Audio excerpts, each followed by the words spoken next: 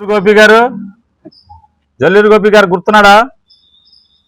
గోపి గారి కుటుంబాన్ని మన మంత్రి బంగ్లాకి పిలిచి బెజవాడలో పంచాయతీ చేసి ఆ స్థలం లాక్కున్నాం. ఇట్లాంటి నా దగ్గర ఏం లేవు, మీ ఇష్టం. ఇప్పటికైనా నేను నిరూపించమని చెప్తున్నా. బినామీ యాక్ట్ ఉంది. కులరవీంద్ర గారు నోటికి ఎందుకు శుద్ధి పద్ధి లేని మీ నోటికి ఎందుకు? సార్ మంత్రి గారు, బినామీ యాక్ట్ ఉంది, నా బినామీ వేసే మొత్తం లాగేసుకో, జైల్లో ఏ స్థలాలు లాక్కో. పిచ్చ మాటలు ఇవన్నీ. మీరు లెక్క ఏది అడిగినా మీరు లెక్కలు చెప్పరు, సమాధానం చెప్పరు. మీరు ఒక న్యూస్ ఛానల్ నడుపుతున్నారు, 6 న్యూస్ ఛానల్స్ నడుపుతున్నారు. 6 ఛానల్స్ విజయవాడ కేంద్రంగా పెట్టి మీరు 6 న్యూస్ ఛానల్స్ నడుపుతున్నారు. నెల 85 లక్షలు ఖర్చు పెడుతున్నారు మీరు. నెలకి 85 లక్షలు ఖర్చు పెడుతున్నారు మీరు.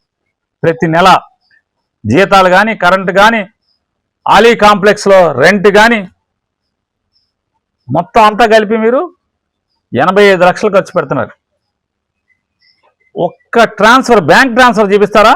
1 లక్షకి నెల 85 లక్షలు. ఎక్కడేసారు డబ్బులు?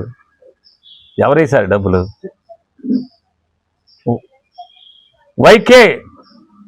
వైకే ఛానల్, వైకే టీవీ ఉంది కదా, వైకే టీవీ 85 లక్షల నెలకు మీరు ఖర్చు పెడుతున్నారు. ఎక్కడి సొమ్ము?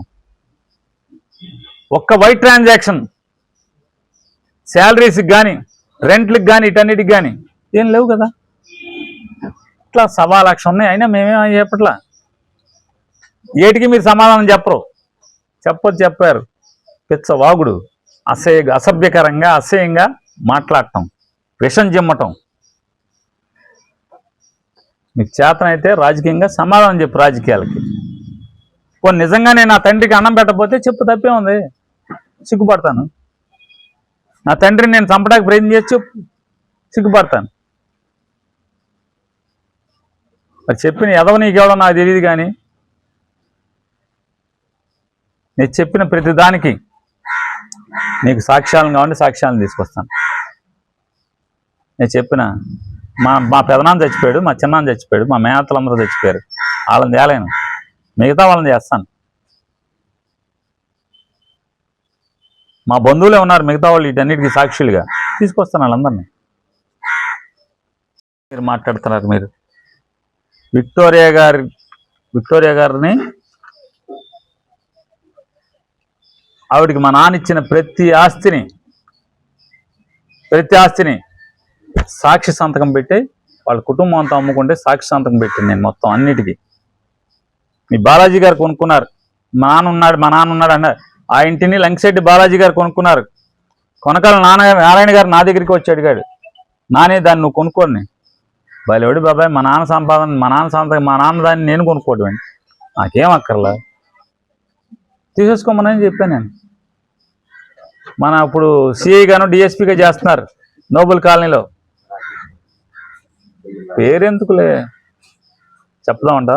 రాజేష్ గారు నా దగ్గరికి వచ్చి అడిగారు, కొనుక్కోమంటారా అని. కావాలంటే మీకు సంతకం పెడతాను, సాక్ష్యం అడిగాడు, సాక్షి సంతకం పెట్టాను.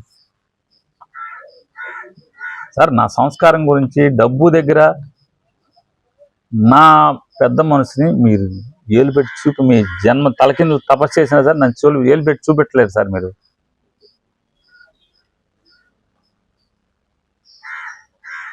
మీ తెలుగుదేశం కార్యకర్తలను అడగండి, నా వ్యక్తిత్వం ఏంటో, కార్యకర్తలను కాపాడుకోవటంలో నా తీరేంటో, నేను ఎట్ట నిలబెడతాను ఎన్నో వాళ్ళే చెప్తారు. మీరు వేరే ఎవడేమో సాక్ష్యాలు అక్కర్లా నా గురించి.